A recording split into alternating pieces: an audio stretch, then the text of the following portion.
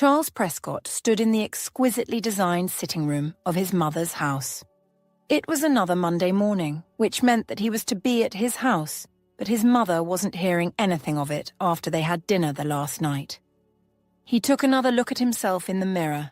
His chiseled face seemed chiseled from the same stone as the gigantic houses that surrounded him. "Charles, darling, you should wear the navy blue suit for the meeting today. It makes you look more matured, rather than this." His mother strode into his room with a cup of coffee in her hands. Charles closed his eyes, turning his face skywards. "Mum, I feel like—" "Don't forget to tie your tie properly. I can't have you looking like some sort of bohemian." His eyes rolled in exasperation as he adjusted his tie for what felt like the 100th time that morning. Noticing that his mother's eyes were still on him, he made his way over to the room on his right, where his suits were arranged.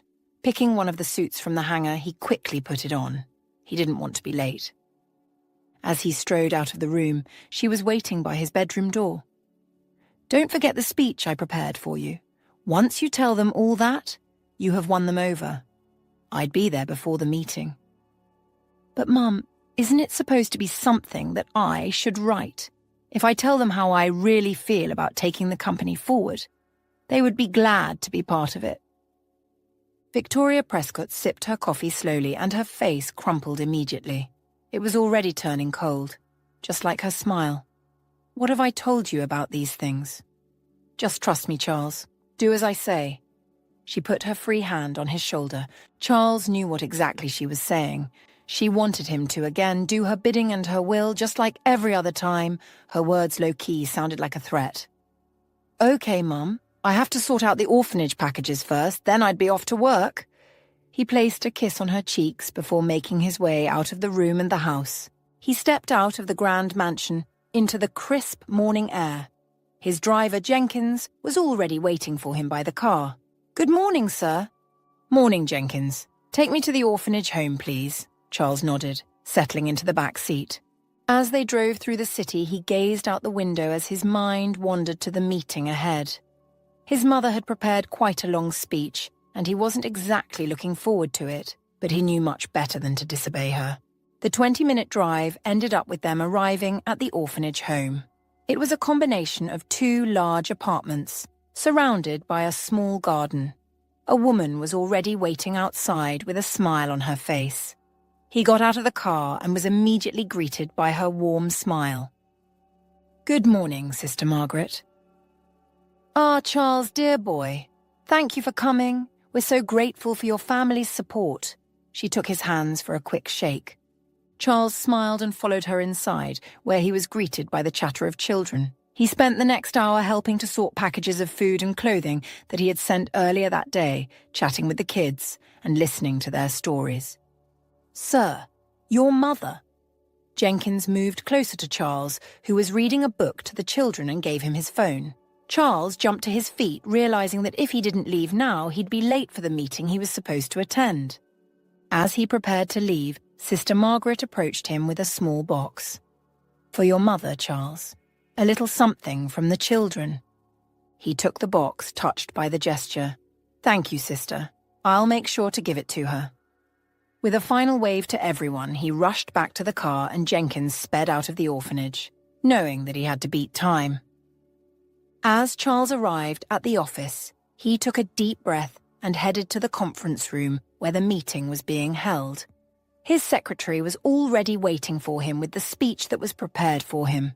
He fumbled with the papers in his hand, trying to scan through the papers. "Good morning, everyone," he began, trying to sound confident as he entered the conference room. "I'm here today to talk about, Green Tech Inc. Yes. Our solar panels, harness the power of the sun and, reduce carbon emissions by, 50%. He paused, trying to remember the exact figure. He glanced down at his notes, but his eyes scanned the page without focusing. "Ah, yes. And our wind turbines. Generate electricity at a rate of, 2.5 megawatts? The clients looked at each other, seemingly unimpressed. One of them raised an eyebrow and another scribbled some notes on her pad. Charles tried to recover, but his words only got more jumbled. And, our energy storage systems, use advanced battery technology to, optimize energy efficiency and, reduce waste. He trailed off, struggling to remember the key points he wanted to make. The clients looked at each other, their expressions growing increasingly skeptical. He closed his eyes for a second, trying to get himself. The room fell silent, and Charles could feel the eyes of the executives, and most importantly, his mother on him. He knew he was struggling, but he couldn't seem to get his bearings. "Let me start again," he said, taking a deep breath. "I'm sorry, I'll just get to it." He took a deep breath, avoiding his mother's eyes. He had a bad feeling from the start about using something written by his mother, and despite him practicing everything, he wasn't still at ease. "Look, I know we're not just selling solar panels and wind turbines. We're selling a chance to make a difference. A chance to reduce our reliance on fossil fuels and create a more sustainable future. At Green Tech Inc., we believe that our responsibility goes beyond just providing sustainable energy solutions. We're committed to making a positive impact in the communities we serve." Pointing to the screen behind him, he pointed to a table of contents. The Green Schools program has provided educational resources and workshops to teach children about renewable energy and sustainability.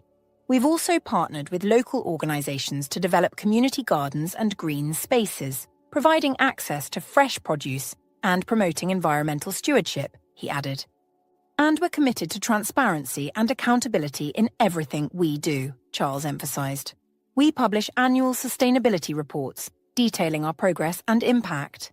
We also have an independent advisory board that ensures our practices align with our values and mission." Charles paused, scanning the room to make eye contact with the clients.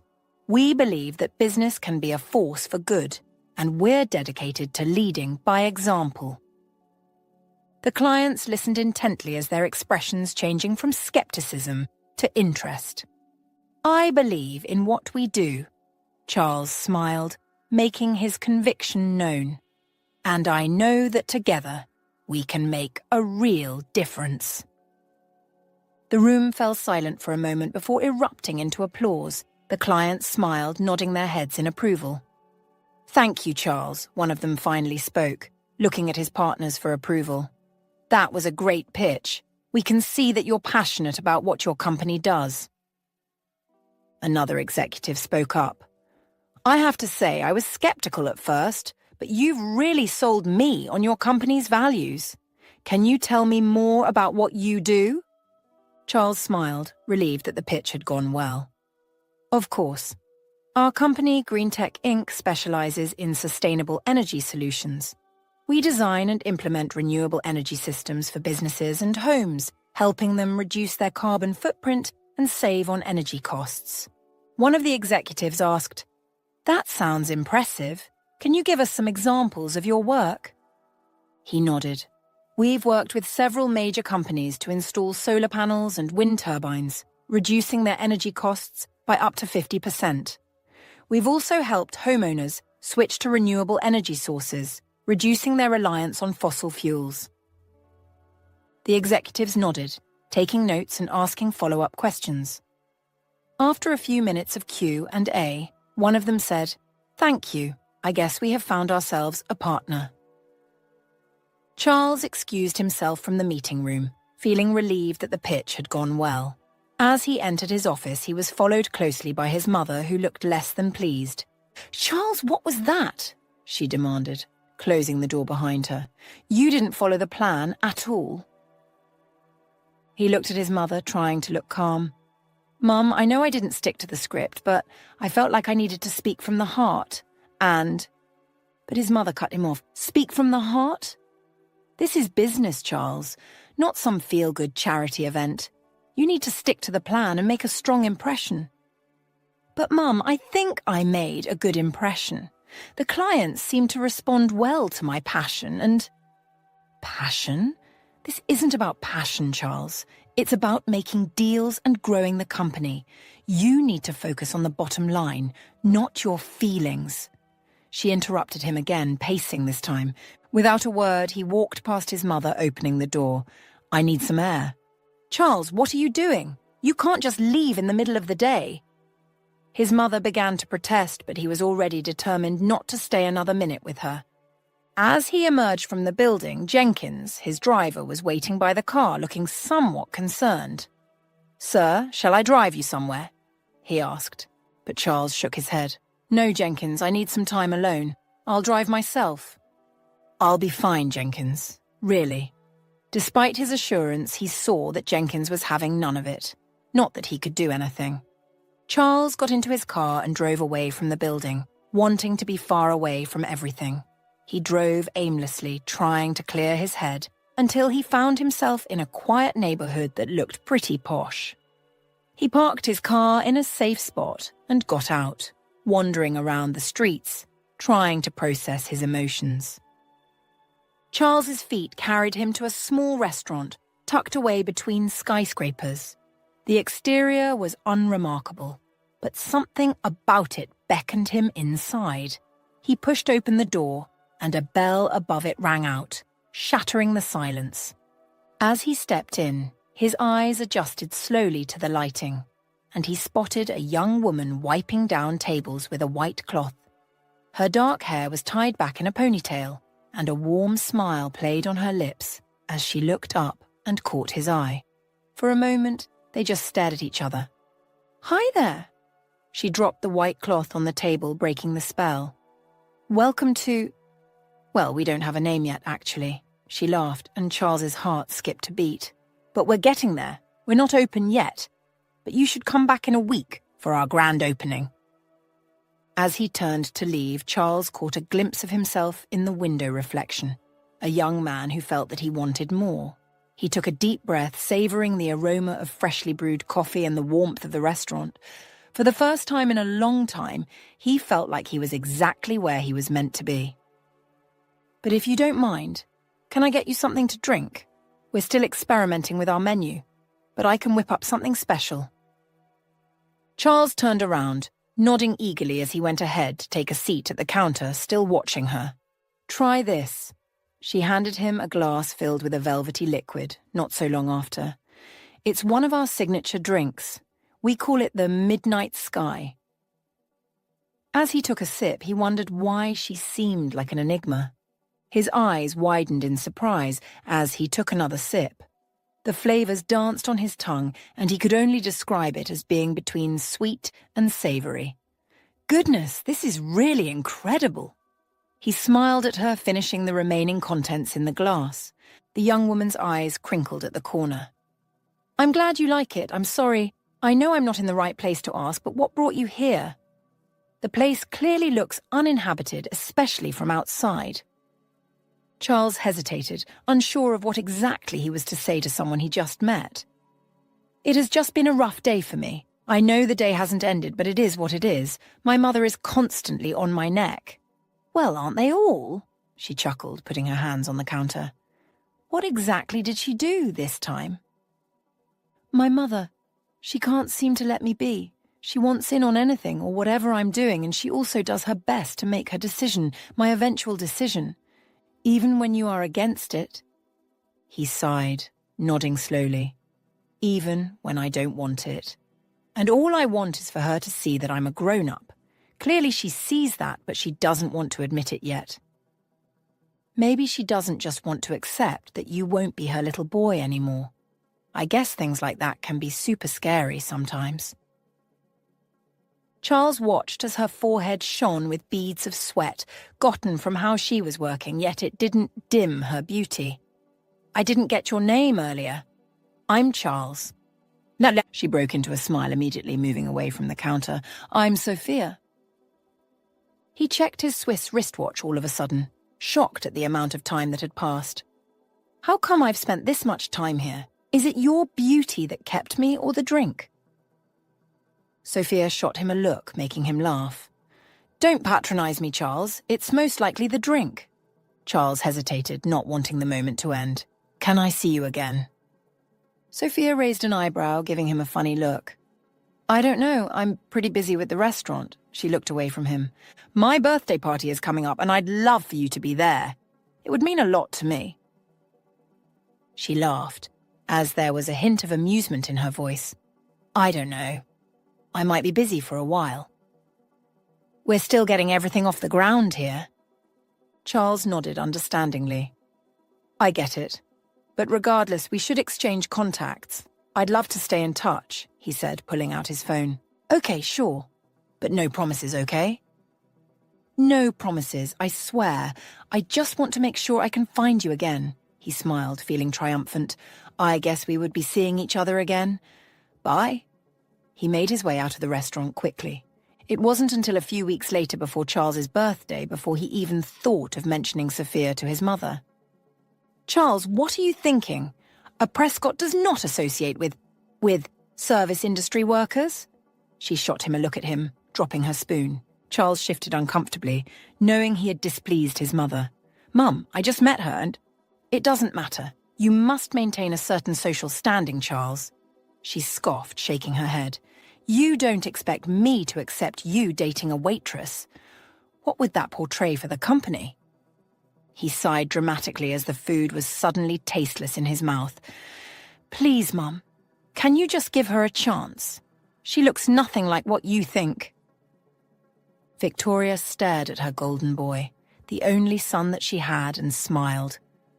"I've arranged a dinner for this weekend, and it was just supposed to be both of us. Now that you're telling me this, What's her name?"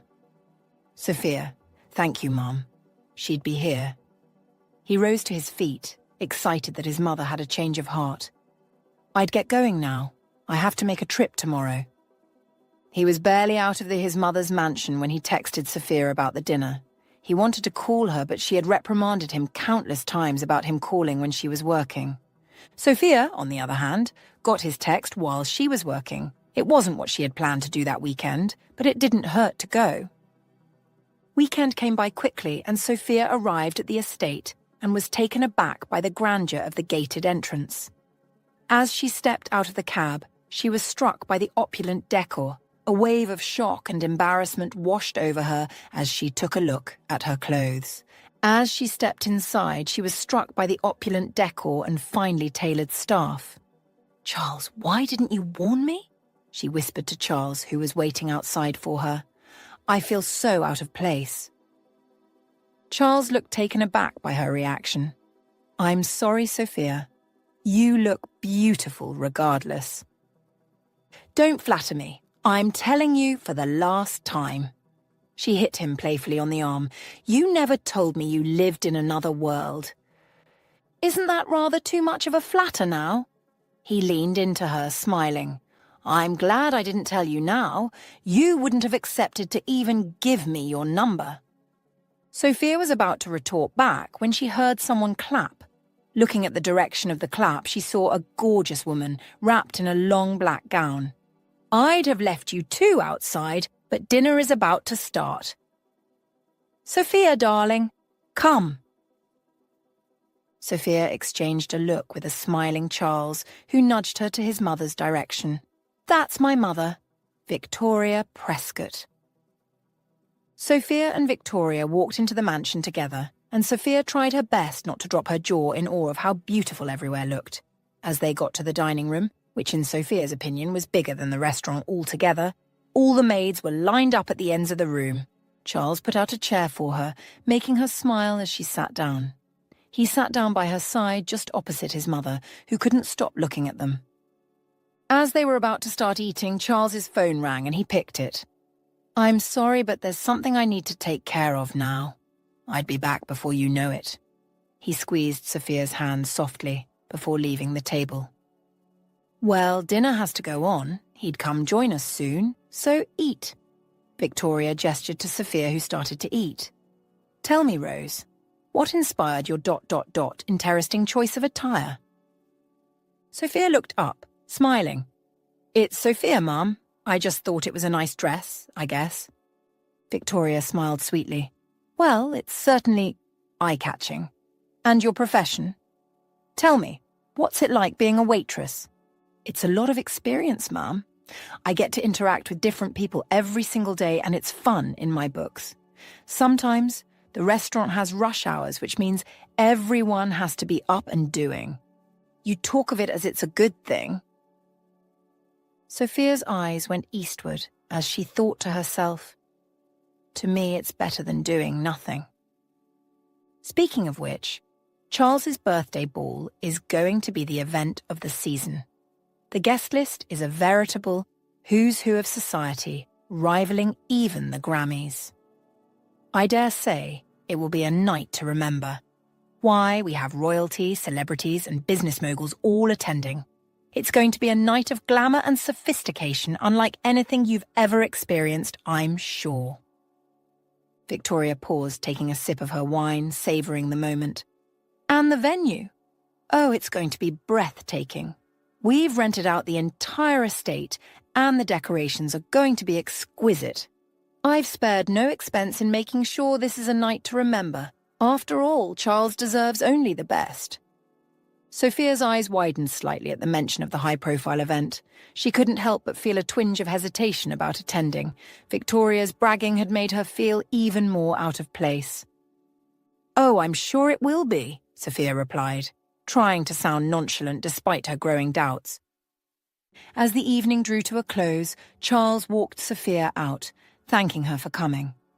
"I'm sorry if my mother was a bit much," he whispered, holding her hands. Sophia smiled weakly. "I had a good time. The only thing missing was you. You were gone for almost all through dinner time. I'm sorry. I'm really, really sorry." He brought her in for a hug. The next day, Sophia received the dress along with a note from Victoria. "Dear Sophia, I thought this dress would be perfect for Charles's birthday ball. Black tie events can be so intimidating. I wanted to help. Best, Victoria." Sophia touched the hem of the fabric, seeing that it looked expensive enough. What gladdened her heart more was the kind gesture from his mother. After yesterday's dinner, she was slightly convinced that Victoria didn't really like her, but this just showed that it wasn't the case.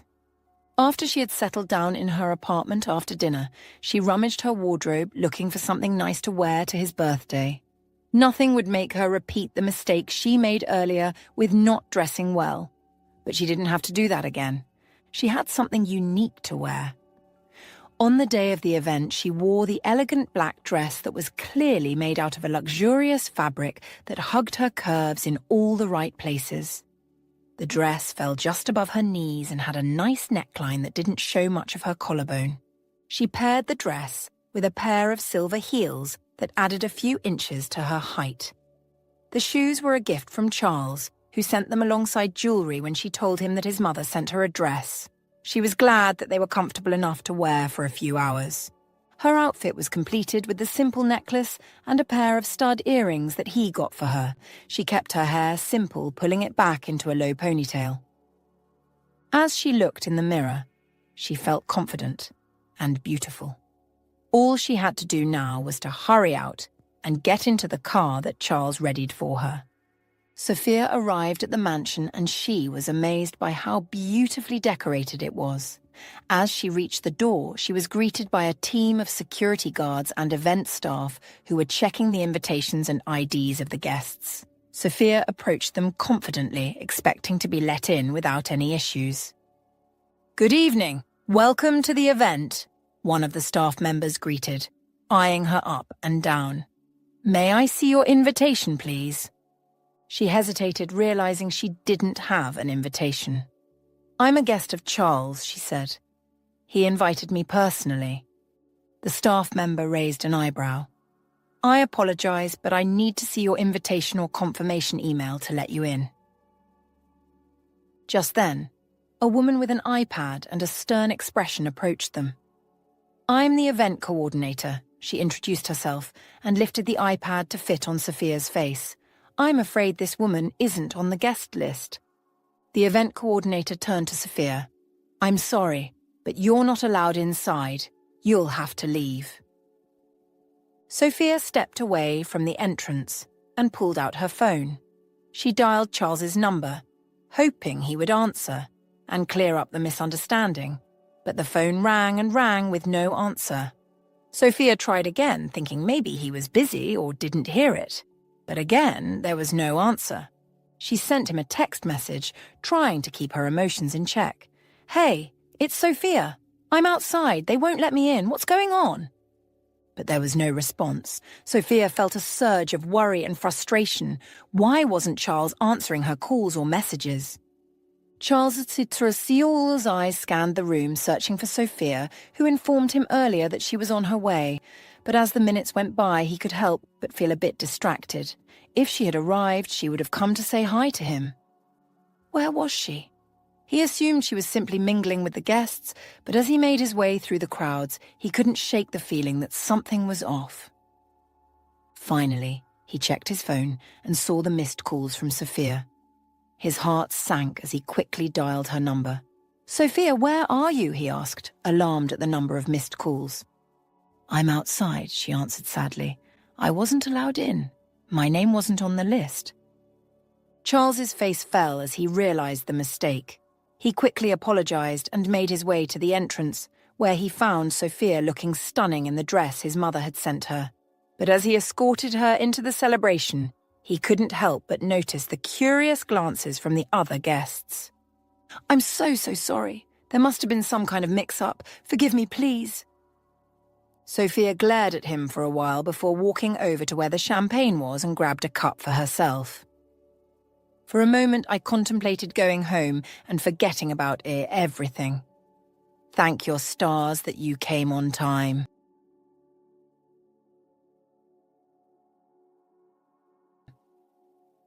"Thank you for not leaving." He was about to say more when a man approached them, informing Charles that his attention was needed. "I'm sorry, I'd be back in a jiffy. Just have fun." And with that, he was out of her sight. At first, she tried to make the best of the night, but as the night wore on, she began to realize that something was off. People were looking at her strangely, and she couldn't shake the feeling that something was wrong. "Excuse me, can you refill my drink?" Someone tapped her from behind. "The others seem all busy. Please be quick." Sophia glanced behind her shoulder, unsure if she was the one the lady was talking to. "I'm sorry, but you are mistaken. I'm not a maid." The woman laughed. "Are you being serious?" It was then that Sophia realized that the dress she was wearing was identical to the uniforms of the house staff. She was being mistaken for a mere servant, and the guests were finding it hilarious. "I'm not a maid," she repeated again, much more to herself and not the woman. "I'm a guest." But the woman looked at her scornfully and scoffed. "Oh, sorry, I must have mistaken you for one of the help." Sophia felt embarrassed and furious at the same time. She knew she had to find Charles and get out of there as soon as possible. Sophia glanced around the place looking for the restroom. She needed to avoid the mocking glances before they would get to her. Luckily, there was no one in the restroom at that time. She got into one of the stalls and locked the door, wanting to be alone. She heard the door open, and loud voices filled the whole restroom. "Can you believe that dress?" One of them put on the tap, giggling. "It's like she's trying to be a servant or something."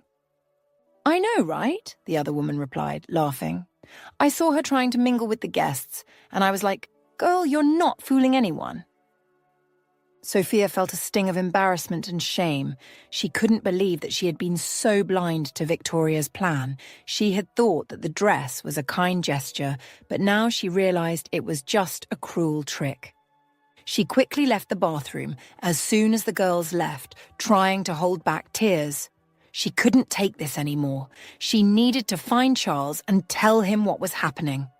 But as she made her way back to the party, she saw Charles laughing and chatting with his friends, completely oblivious to her distress.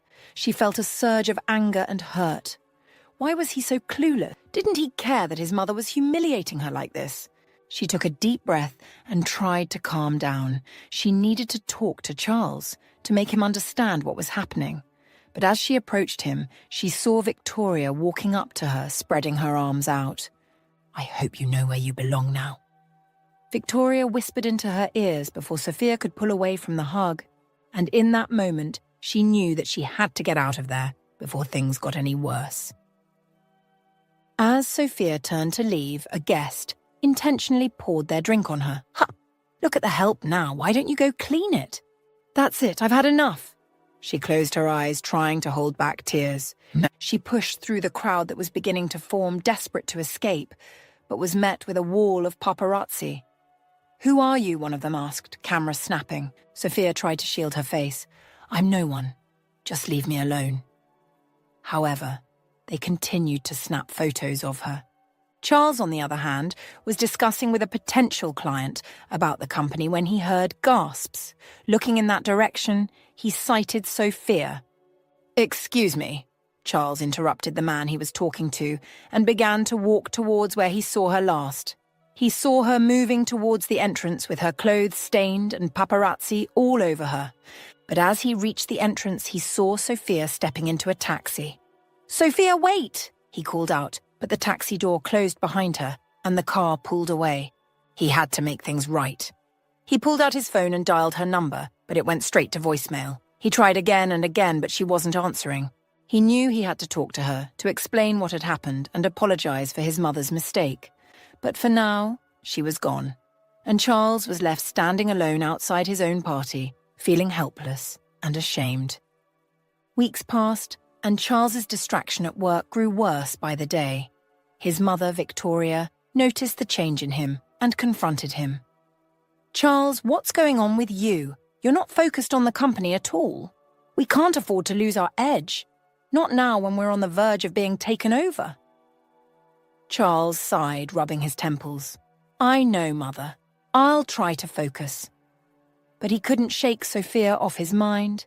He tried to immerse himself in work, but his thoughts kept drifting back to her. He wondered if she was okay, if she had forgiven him.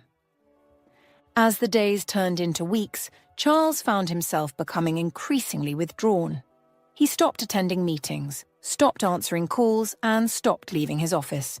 His mother grew concerned, but Charles couldn't explain what was wrong. He didn't know himself. One evening, he found himself standing in front of the restaurant where they first met, hoping to catch a glimpse of her. But she wasn't there.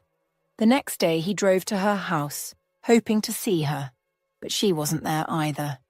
Feeling desperate, Charles decided to wait for her outside her apartment. He arrived in the morning and sat in his car, watching the entrance. As the hours passed, he began to feel like he was hallucinating. But then he saw her. His heart skipped a beat. He wondered if he was dreaming, but Sophia saw him and smiled. "Charles, what are you doing here?" she asked, standing by the window side. He got out of the car, feeling like he was in a trance. I don't know. I just needed to see you." Sophia nodded. "Come inside." Charles followed her into the apartment, feeling like he was walking into a dream.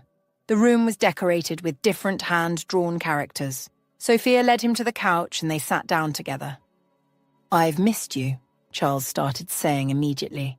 Sophia took his hand. "I've missed you too." They sat there in silence for a moment, hands entwined. Then Sophia spoke up. "I've been thinking a lot about us, Charles, about what happened at the party." Charles nodded, feeling a pang of guilt. "I'm so sorry, Sophia.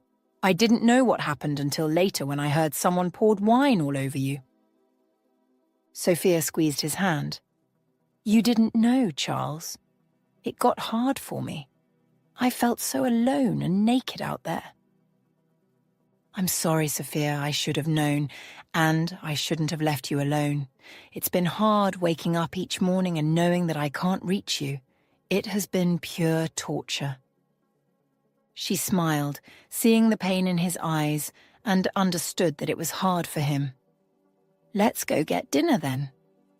What's the best way to celebrate this?" Charles let out a shout, crushing into her and holding her like there was no tomorrow. "Thank you for forgiving me." "Thank you." She held him tight, and he continued to mutter his appreciation. It was until a while later, after she had freshened up, that they decided to eat out. As they stepped out of the apartment, hand in hand, Charles noticed a black limousine parked behind his car.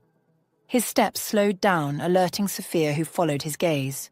"What is my mother doing here?"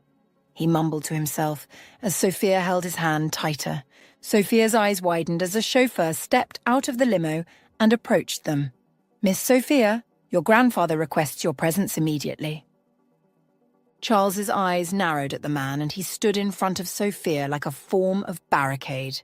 "Who's your grandfather?" "I don't know what's going on, but I have to go." The chauffeur opened the door, waiting for Sophia to enter. "Please, Miss Sophia, your grandfather is waiting." Sophia turned to Charles. "Come with me?" "Of course. I wouldn't just follow some random person." As they entered the limo, Sophia's anxiety grew. "I've never seen my grandfather send a limo before. Something must be wrong. I hope he is all right. The last time he wasn't well, he didn't tell me. I just hope he's all right." Charles took her hand, trying to reassure her. "We'll face whatever it is together." The limo pulled up to a large commercial building, the Green Tech Ink Company logo emblazoned on the side. "Wait, why are we here? This is your family's company, right?" Sophia asked as they got out. Charles was trying to understand why they were here. As they glanced back at the chauffeur, he gestured that they should go in. They got into the building hurriedly. As they stepped out of the elevator, Charles and Sophia heard someone speaking in one of the offices. Charles knew where exactly it was, and they both got there, still confused. A man who had his back to them was addressing the people in the room on how things would be run differently. Someone in the room must have hinted the man because he turned towards them, smiling. "Ah, there she is. Your new CEO has arrived," he informed the room, and they erupted into an applause. "Grandad!" Sophia stepped forward, relieved to see that he was fine but confused by his statement.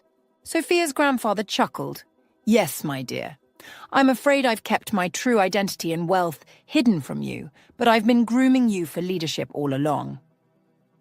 Charles's mind reeled as he tried to process the information. Sophia, the woman he loved, was now the CEO of Green Tech Inc. His mother had told him about some issues concerning the next person to lead, but he wasn't in his right mind. Sophia's grandfather continued, "I've had you working at one of my restaurants, with my security monitoring your progress. You've shown great potential, my darling. And now, it's time for you to take the reins." Victoria's face turned pale, her eyes darting between Sophia and Charles. "This can't be," she whispered. George's expression turned stern as he pulled Victoria into the office with Charles and Sophia. "I know what happened at the birthday party, Victoria. Treating my beloved granddaughter like that was unforgivable." Victoria's eyes darted between George, Charles and Sophia as she felt colour drain from her face. I can explain." Sophia's grandfather George cut her off. "No, you can't. My initial intention was to sell the company off in pieces, leaving you and your son with scraps after paying off the board. But seeing how much my granddaughter loves Charles, and how much he loves her, and being he wasn't a part of the scheme, I've changed my mind." Charles's eyes widened in shock. "What do you mean, what happened at the party?" Sophia took a deep breath. Her plan was to tell him at a better time. "Your mother humiliated me, Charles. She made me wear a uniform identical to the staff, and people thought I was a servant. That's why that lady poured wine over me." "Mum, is that right? Are they actually saying the truth? Why would you do such a thing to her?" He moved closer to his mother, who was avoiding his eyes. It was then it hit him. He remembered when people shot them looks when she arrived at the event. It was why his mother didn't want him out of her sight after the incident on his birthday. This would be the last time we'd have a conversation. I never thought that you'd go as far as treating her do poorly. You should have been better than this." George nodded. "I'm glad to see you're not like your mother, Charles, but I want to hear from you. Can you tell me why you should still be a part of this company?" Charles took a deep breath. "I've worked hard for this company, sir. I've given 110%, always trying to turn things around. I love this company, and I believe in its potential. I want to continue working here to make it succeed. I'm sorry about my mother's wrong. I can assure you that I'm nothing like her." George looked at him, impressed. I like your spirit, Charles, but it's not up to me anymore. Ask the new CEO.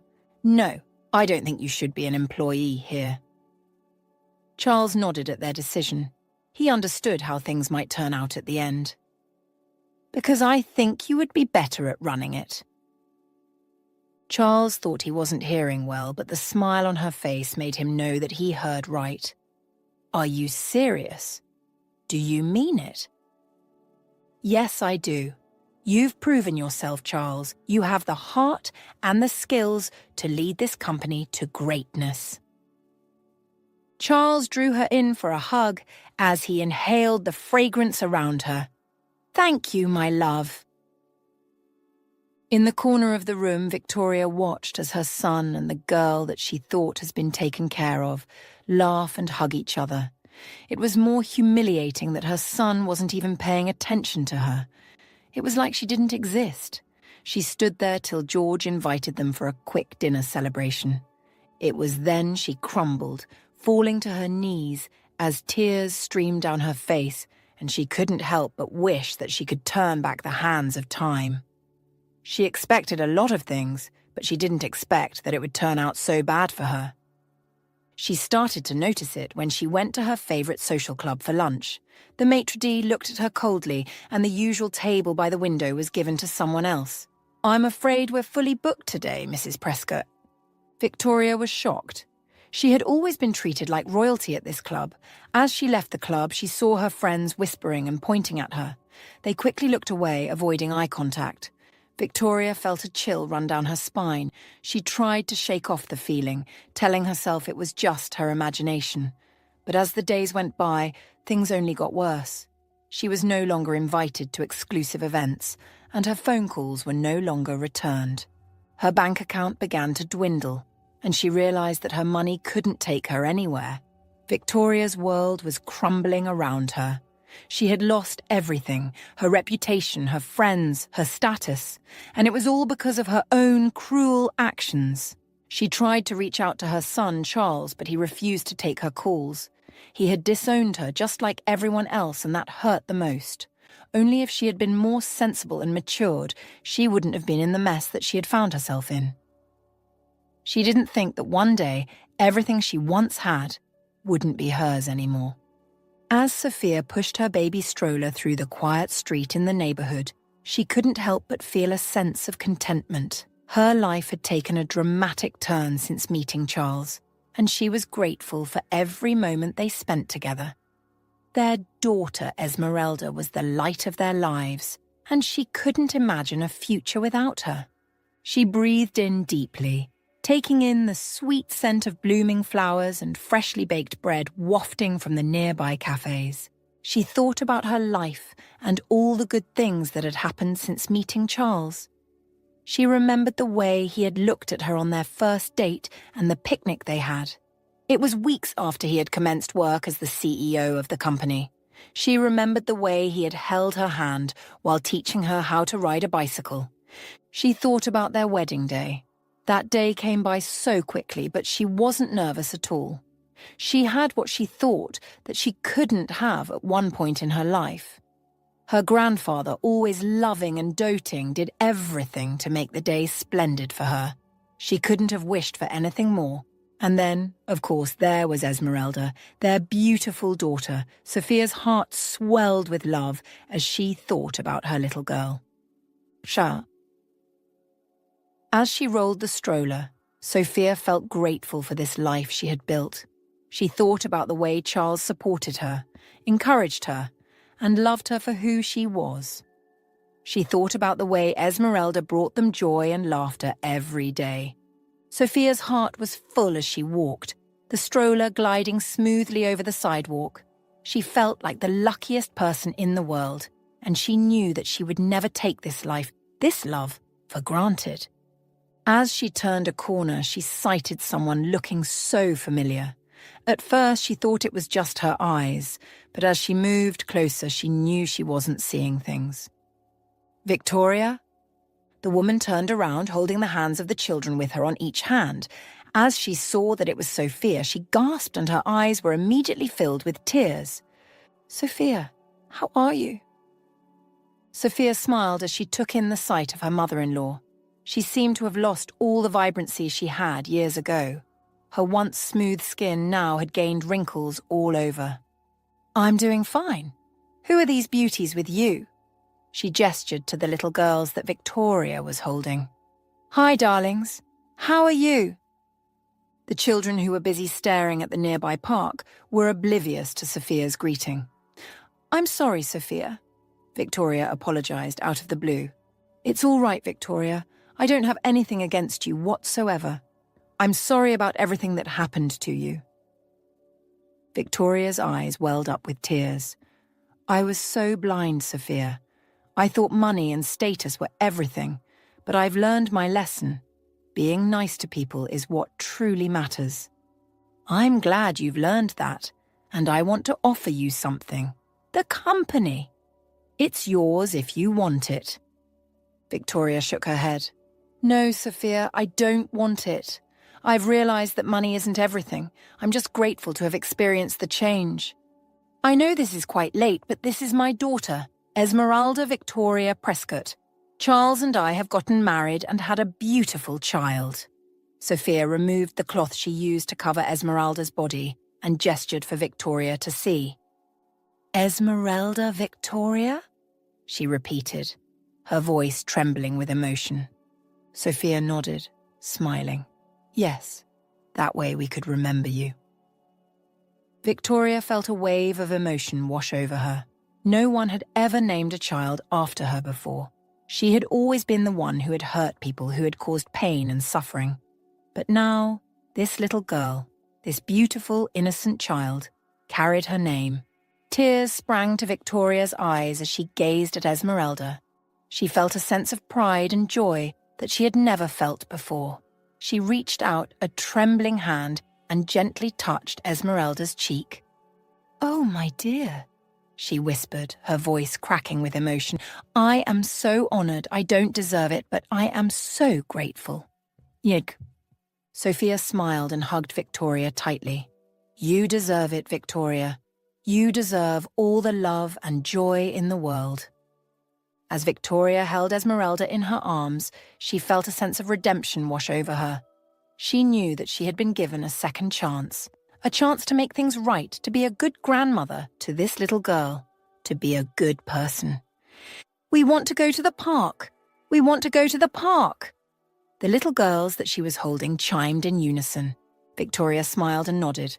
"Not today, kids, but I promise we'll have fun anyway, sis." Sophia shot her a curious glance. "These little ones are from the orphanage home where I volunteer. I'm helping take care of them today. They don't have families, so I like to spend time with them and make them feel loved." "Oh, Victoria, that's amazing. I had no idea you were involved with an orphanage. How did you get started with that?" "I realized that I had been given a second chance, and I wanted to use that to make a difference in the lives of others. These children deserve love and care, and I'm happy to be able to provide that for them."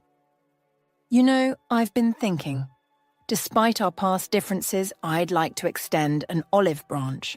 Would you like to come over to the house for dinner sometime?" Victoria was taken aback by the invitation. She hadn't expected Sophia to reach out to her, especially after everything that had happened. I don't know, Sophia," Victoria said hesitantly. "I'm not sure that's a good idea." Sophia nodded understandingly. "I know we haven't always seen eye to eye, but I think it's time for us to put the past behind us. We're family after all. And I'd like to get to know you better, and I'm sure it's time for Charles and you to come back together." Victoria was touched by Sophia's words.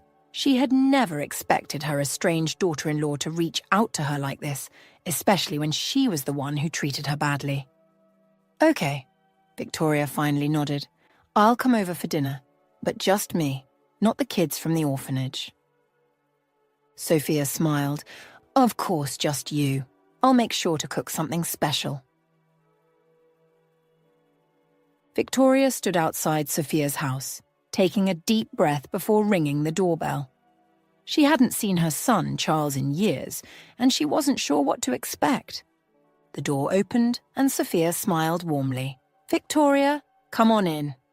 Victoria stepped inside, her eyes scanning the room until they landed on Charles. He looked older, more mature, but his eyes still held a hint of the pain she had caused him. "Charles," she called out, not moving from the spot she was in. "Mother!" Victoria took a step forward, her hands extended. "Charles, I don't know where to start. I'm so sorry for everything I did. I was wrong to treat you the way I did." Charles looked at her warily, but Sophia stepped forward, placing a hand on his arm. "Charles, please, hear her out." He nodded, and Victoria continued. "I know I can never undo the pain I caused you, but I want you to know that I love you. I always have. And I'm proud of the man you've become." He looked at her, his eyes searching for sincerity. What she had done a lot that hurt him. Things that took him time to get over, but now she was here. And then slowly he nodded. "I love you too, Mother." Victoria felt a lump form in her throat as Charles opened his arms, and she stepped into them, holding him tightly. The world seemed to stand still at that point, like they were the only one there. "I'm so sorry," she whispered, tears streaming down her face. She didn't bother to wipe the tears from her face. Charles held her, his own eyes wet with tears. "I forgive you, Mother. I forgive you." As they hugged, Sophia smiled, feeling peaceful. This was what she had wanted for so long, for Charles and Victoria to reconcile. After a few moments, Charles stepped back, smiling. "Let's go sit down, we have a lot to catch up on."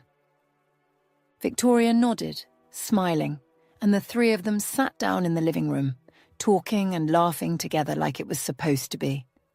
As the evening wore on, Victoria felt a sense of joy she hadn't felt in years. She had her son back, and she was grateful for it. Charles held his wife's hands as they shared a glance.